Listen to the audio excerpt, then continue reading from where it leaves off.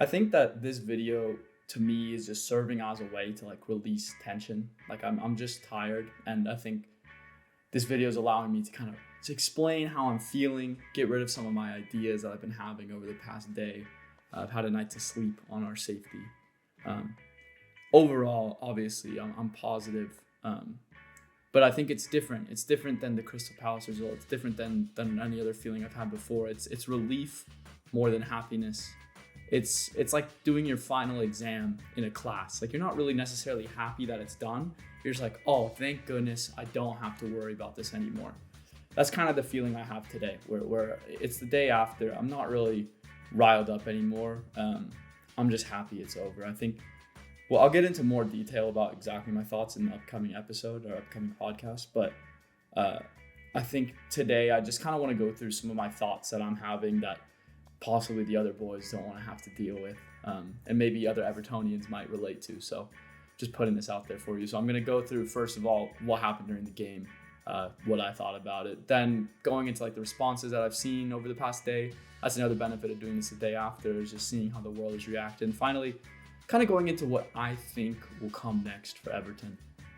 Obviously, there's a lot of change that's necessary so that we're not doing this again, so I don't have to be losing hair at 20 years of age. But I think it's just important to get into exactly what we're going through today. So let's start with the game. I'm sure, like a lot of other Evertonians, I could not sleep the night before. So it's Friday night or Saturday night. I can't even remember anymore. Saturday night, I think I wear a Fitbit, and I think I got like 4 hours of sleep. Something horrible. I got a sleep score of like 42, which is, as you know, that's a failing grade. I've had a knot in my stomach all morning. I felt ill. I was just like, all my family thought I was going to throw up because I was just burping. I was scared. I've never been scared like that, like nervous. I wouldn't say scared, nervous for sure. I wasn't nervous about us that much. I was just nervous about the situation we were in. Like the fact that I had to rely on West Ham to win at Leicester and also Tottenham to not bottle, like those are two things that scare me a lot. Obviously the game was in our hands. We controlled our own destiny. And when the starting lineup came out, I was confident in not losing. I think that's the right way to put it. I was confident we wouldn't lose. But I saw 0 goals, I'll be honest. As we've had this issue all season, I saw nowhere that goals would come from. So going into the game, I was obviously scared. Throughout the first half, like I saw again why I wasn't scared about conceding. The defense was fantastic. We were trying to get things going offensively. I won't lie, I was slagging off Damari Gray the entire game, which I don't think is valid a day after. I'm glad I didn't record this yesterday because I would have had a lot more animated words to say. But I think in general, he did his job. He's not a center forward. He doesn't have the positioning that we hope he would. But he worked his socks off. And that was kind of the theme for this game, was just hard work. And as it sounds kind of strange, but I think that's what Everton needs, is just hard work. That's our identity. And yesterday, especially in that second half, we came out the gates. I'll be honest, I was a little scared because, again, we were going forward, but to like little to no result. And so I was just horrified. And obviously the Leicester result going into halftime scared me a lot because I knew that they were going to win, especially after that second goal by Wout Face. I just knew it was going to be us winning or not. And Doucouré's goal, oh my God. I woke up my mom, my dog, my dad was in another room. He thought I got hurt. I screamed so loud. What a finish. He has really shown why we bought him. And I think he always has these spurts. He had it under Carlo. He has it, obviously, for the second half of the season under Sean Dyche. But I'm happy we activated that clause in his contract, giving him another year. I think with Sean Dyche, he could become really important. And as he gets older, hopefully once his contract runs out next year, we can renegotiate with him to get him on lower wages. But he said he gave his value. It's worth whatever we paid for his contract extension to stay up. So felt very happy about that. But again, goal goes in from Doucouré. I'm increasingly confident. I felt good I felt good right after that went in. And then they brought on Kiefer Moore, and that was a moment of fear for me. I know it shouldn't be because it's Kiefer Moore, but I just am scared of people like him, the big boys who can bully. And especially when we're in this back five where our wingbacks shouldn't be wingbacks, should never have to play at wingback. But again, I was so impressed by our defensive line. Obviously, everyone did their job. I think there's a couple little moments of fear, but overall, insanely impressive. So I'm just going to quickly run through. I have the lineup pulled up in front of me. I'm just going to give my ratings to everybody. I'd say, obviously, Damari Gray, 7, 6.5 maybe. I don't think he did poor. I just don't think he did well. He had a couple of chances that he should have done better with, but he tried to hold up the ball. He got people involved. He's just a winger playing up top, so it's unfortunate for him. We were trying to hoof the ball up to him to get him behind, but it just didn't work out. Iwobi, I'd give a 7.5. He was trying things. Again, I think if we had DCL, we would have seen Iwobi get 2 or 3 assists. There were some balls that he put in that were just beautiful, and he worked his socks off again. So I'm going to give him an 8. Onana, who was weird game yesterday.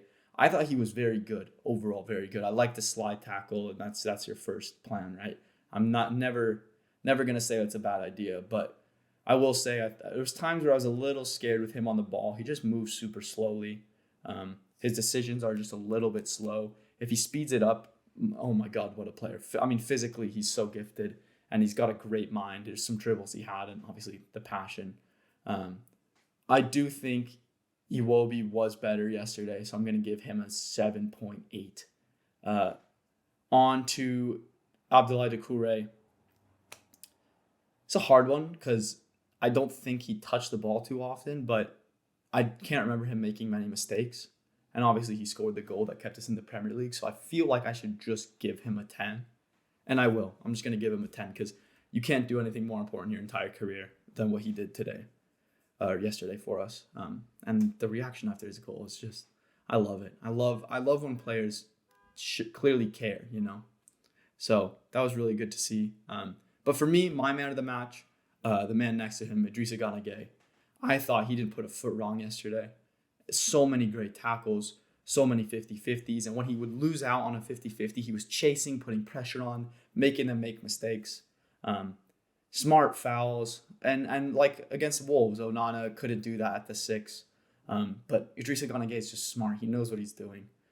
So many times I was yelling at my TV for someone to make the right foul or, put body a man off of it. And Idrissa would always do that. So for me, he's my man of the match. I'm giving him a 9 out of 10. On to Dwight McNeil. Again, I can't really fault him because he worked so hard. I think he probably covered the most ground of anybody. I don't have that stat in front of me, but he worked so hard. And he's not a left wing back. He tried to get good crosses in. A couple of them were all right. But again, he just worked his socks off. So I'm going to give him an 8.5 actually. I'm going to give him an 8.5 just because it's not a position he plays. He's our top goal scorer playing left back. Like, it's just a horrible place to be as a club, as a player. But he deserves a good rating. And my second man of the match, James Garner at right wing back. I thought he was fantastic. So many times he would track the man who was making the run behind him. Worked so hard. Would find the right passes. Didn't really try anything fancy or flashy. Just consistently the right thing. And if he continues to just have the heart and spirit and the work rate that he has, I can't not see him being an important player for us in the future. Onto the back line. We'll start with James Tarkowski. Fantastic. Obviously a moment of fear. A moment of, in my opinion, a little stupidity. But just trying to be flashy in the back when you can't lose the game. Not necessary. But overall, in the final 25 minutes, every time they put the ball forward, he was there. He had Kiefer Moore in his pocket. It was beautiful. He played a fantastic game. I'm giving him an 8.5. Next to him, Conor Coady. Invisible in a good way. I didn't see him put a foot wrong. He was there when he needed to be. Obviously, he had a great clearance off the line. Was important in communicating. I think he's exactly what you'd want in the middle of that 3 to be telling both Idrissa in front of him and then Tarko and Mina on either side what they need to be doing to make Jordan the most comfortable. He's a great leader. I'm giving him an 8. And my favorite, I'm so sad he's going, but Yerry Mina had an absolute corker yesterday, just a game and a half. So often I found myself, I was with my best friend and co-host Luca, and so often we were just saying, oh my God, Yerry, just something beautiful, a turn, a pass. He's just so quality. And he's a shithouse. And I love him for that. And I'm going to miss him so much for that. I hope nothing but the best for the rest of his career. I'm sad that it didn't work out here. He's just too injury prone, and he wanted too much wage to keep playing here. But there's no hard feelings. He'll be an Evertonian. I love that man. And I wish him the best. I'm sure wherever he'll go, he'll do fantastically. And if he can fix up his injury career, we see him in a Champions League team in a year. If he goes, for example, he goes to, I don't know, Portugal or Spain, to a mid-table team. I could see him going like Real San Sebastian, having a great year for them, and then someone like Inter or AC come and pick him up. And he's just a beast for them if he fixes up his injuries. And then finally, I didn't give him a rating. I'm giving him a 9. I liked him a lot. I think he was our best center back. Finally in goal, Jordan Pickford. Just solid, as always. Just if it wasn't for him, we wouldn't be here. A huge save at the end of the game against Vinya. He said it himself. It was pretty routine, but in the scenario of everything, the pressure, all of that, it's still a great save. And I love him standing up for himself against Solanke, who's just a wanker. But I'm glad he's there. I'm happy he has a contract with us, and I think he's going to be the guy who leads us for the next couple of years. So I'll give him an 8.5. Overall, very, very pleased with everybody. Couldn't ask for much more. I think the key point of our good performance yesterday, I can't think of a single player who I saw switch off once. Everyone was on everything, pushing, trying to get people to make mistakes. And obviously it's that should be the expectation as an Everton fan. But I think over the past couple of years, we've been missing that for so long. So I think my overall feeling, again, is more relief than happiness. But I see the building blocks coming into place. And I think that idea of relief kind of was throughout the whole club. I'll go in now to the responses of what we saw from not only the players, but the manager, and as well as the fans, of what people thought of the game. I think I watched a couple interviews. I think Conor Coady, he had a great quote, which I'll read for you. He said, it's relief. It's something where you don't want to be a part of this giant football club and go down. We've got to not make this a common theme. We have to be better as a football club. I think that puts it together really well. It's that idea of relief, where you can't have this club in this situation. It's not happiness. It's not this idea of, oh my God, we did it. It's more like, thank goodness it's over. But I think, again, it's the idea of we can't make this a common theme. I like that mentality that we're going to push forward and make a difference, that it's not going to be the same as it was last year, because we let our foot off the gas after the Crystal Palace game and thought that things would resume as normal, but that's not the case. Something's broken. And I think people in the club now have that idea. And so we're going to get to work. And again, Conor Coady, great leader. He's someone who, when you see him speak, it's like, that's the kind of guy I want leading my football club. Obviously, he's on loan. It's going to be expensive-ish to keep him. Hopefully, we can find a way to negotiate it with Wolves that he stays here. I think he should be our third-choice center back. Jared Branthwaite obviously coming back. Tarkowski, I think, nailed. But like he should be so clear of Keane and I mean even Holgate and Godfrey probably. He should be in front of those guys. So I hope he'll stay. But yeah, I think he hit the nail on the head. This idea of relief versus the idea of happiness. I think we have to make a change, and that's kind of what Sean Dyche touched on as well. He was even more harsh about it, and I have to say, if you haven't watched this interview, I'll link it in the description. This is the greatest managerial interview I've ever seen. Like, as an Everton fan, this is exactly what I love to hear. It's honest, it's critical, but it's also complimentary of what we're doing. And he clearly has a vision that he wants to put in place. And as an Everton fan, it feels so good to have someone who I trust with a vision that I believe in charge. Because obviously there's been a lot of managers coming in and out. We've had 7 managers in 6 years. It's time for stability. And in my opinion, obviously there's been discourse over the last week and a half, 2 weeks. And anyone on the subreddit who's saying that Sean Dyche gets sacked is an actual moron. I will fight you to think that we should sack that man. I think in he's had 18 games. He won 5, he drew 6, and he lost 7. Like, are you smoking crack? Like, that's fine. That's what we want. Won 5, drawn 6, lost 7.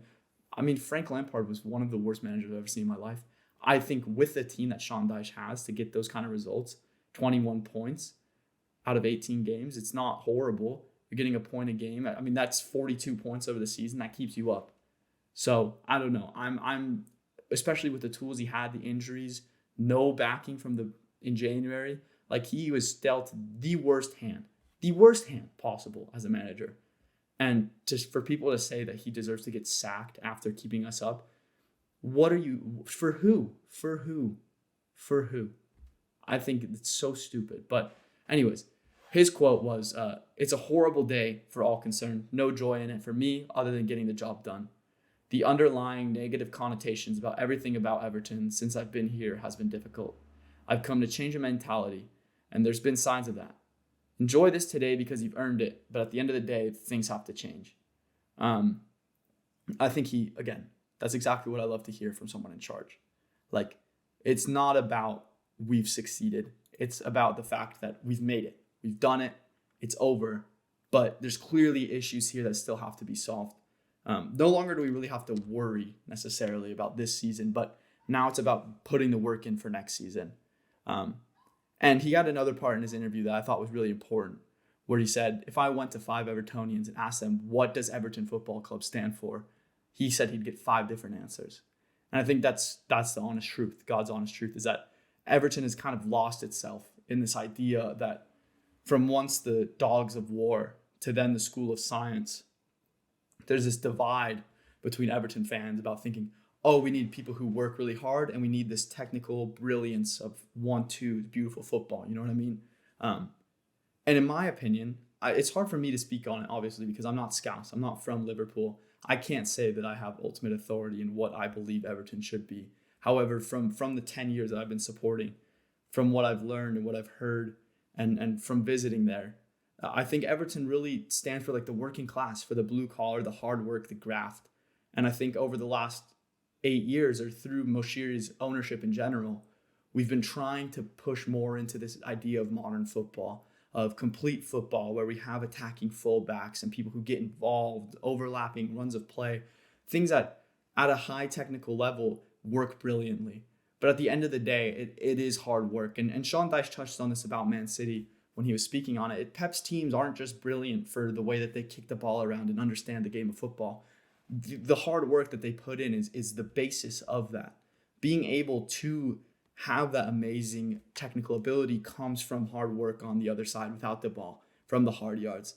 And I think that's what we're missing, and we've been missing.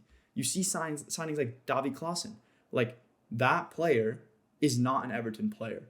He's technically brilliant, and he's got a beautiful footballing mind, but he will never work in a team where the core of our team should be hard work, right? He's not going to put in the hard yards. And then on the other hand, you see players like Alex Iwobi, who came in with this idea of a technical brilliance, right? This promise as a young player that he would be technically great. And not to say that he hasn't lived up to those expectations, but instead he's shifted his persona to be a hard worker.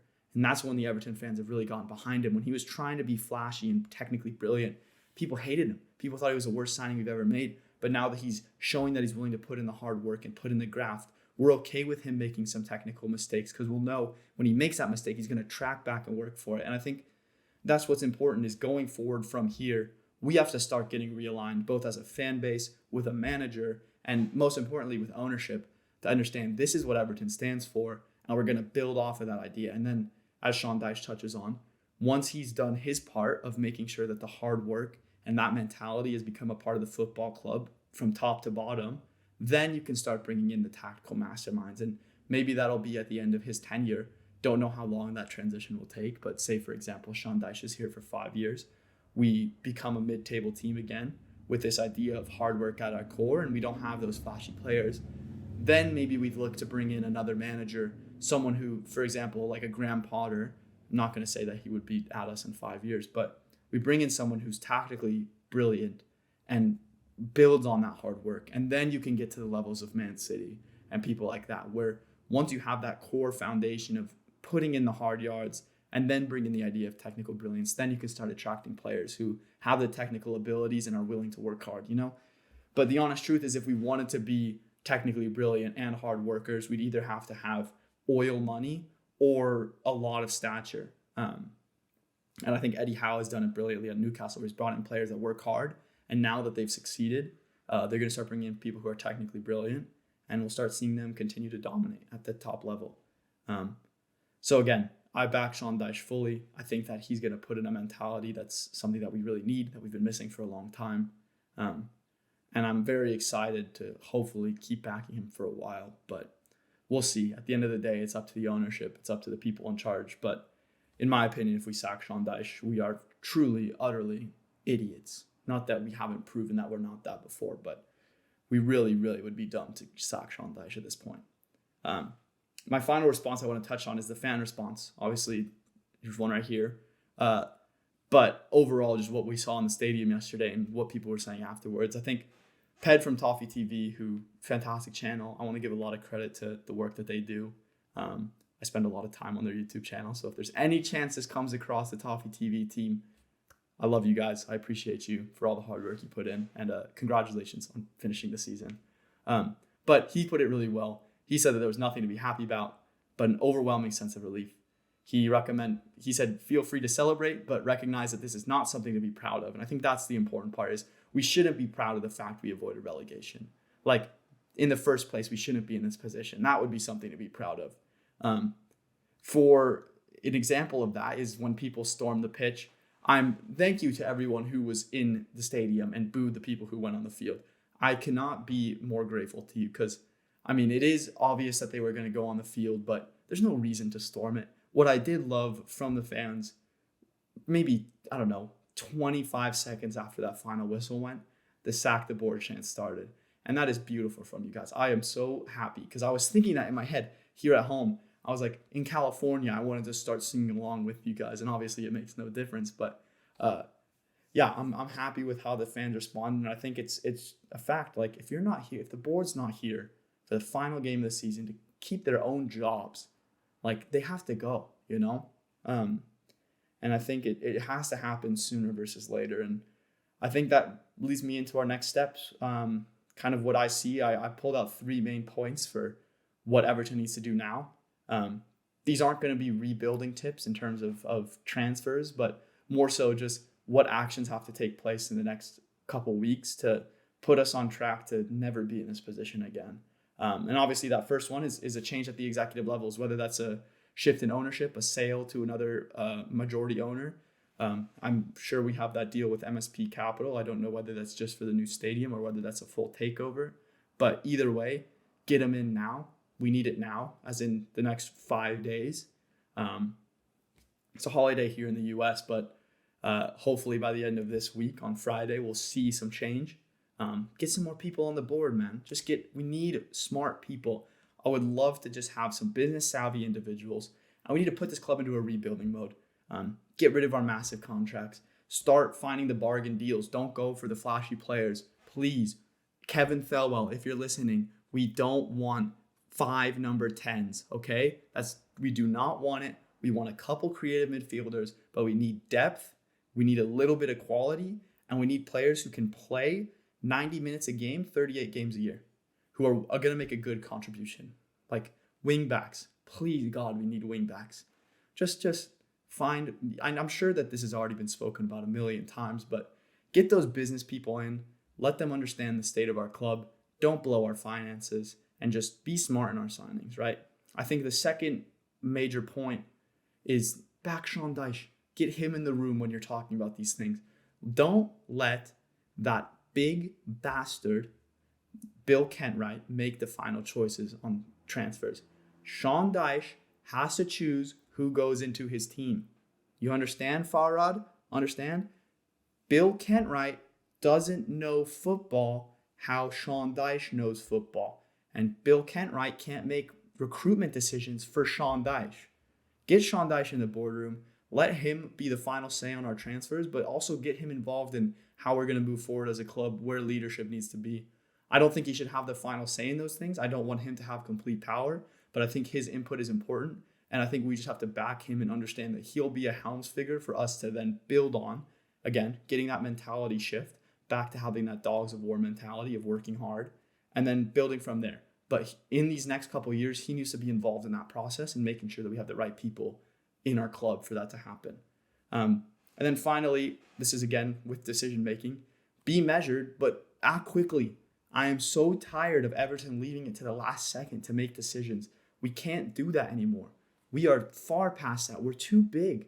We are too big of a club to be waiting until the end of the transfer window to make signings. People who we want will be gone.